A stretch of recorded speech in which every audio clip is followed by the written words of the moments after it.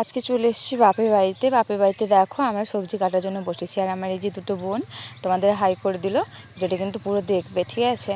তো আমি এখন দেখো সবজি কাটছি, বলতে মাংসর সবজি, মানে বুঝতে পারছো, মাংসের মশলা, সবজিটা ঠিক না। তো টমেটোটা তো সবজিই বলা যায়, তারপর বিনসও কেটেছি, সবজিও কেটেছি অল্প অল্প করে, তো সেগুলো তোমাদের দেখাতে পারলাম না। তো এখন দেখাচ্ছি, দেখো টমেটো কাটছি, টমেটোর চাটনি হবে, দুপুরে মাংস হবে। মাংস বলতে খাসি মাংস। তোমরা সবাই কিন্তু চলে এসো, ঠিক আছে? ভিডিওটা আমি করেছিলাম মেলার সময় বাবার বাড়ি ওখানে, তো এডিট করার সময় হচ্ছিল না। তো তারপর অবশেষে ভাবলাম না, ভিডিওটা এডিট করে ছেড়ে দিই। তারপর আমি এডিট করতে শুরু করে দিয়েছি। তারপর এখানে দেখো টমেটোগুলো কেটে নিচ্ছি আমি। এটা চাটনি হবে, টমেটোর চাটনি আর খাসি মাংস। তারপর একটা চচ্চড়ি হয়েছিল, চচ্চড়ি বলতে বিনস আলু টালু দিয়ে একটা চচ্চড়ি, সেগুলো আমি কেটে নিয়েছি। তো এখন কাটছি টমেটোটা কাটা হয়ে গেলে তারপর আমি তোমাদের মাংস কাটা দেখাবো, ঠিক আছে? ক্যামেরাটা করছিল আমার বোন।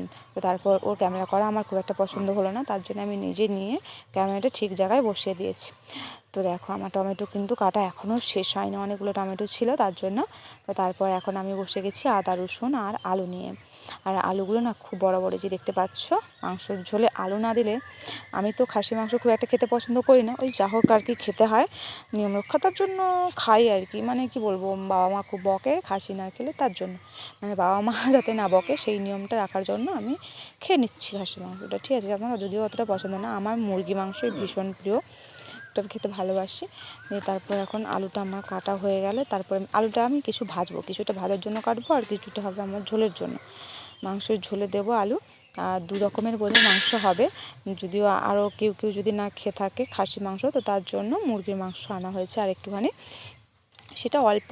আর 2.5 কিলো খাসি মাংস এসছে, জানো তো, আমাদের 25-26 জন কুটুম আসবে, তো তার জন্য। আর আমি ভীষণ ব্যস্ত, অনেক কাজ করছি, জানো।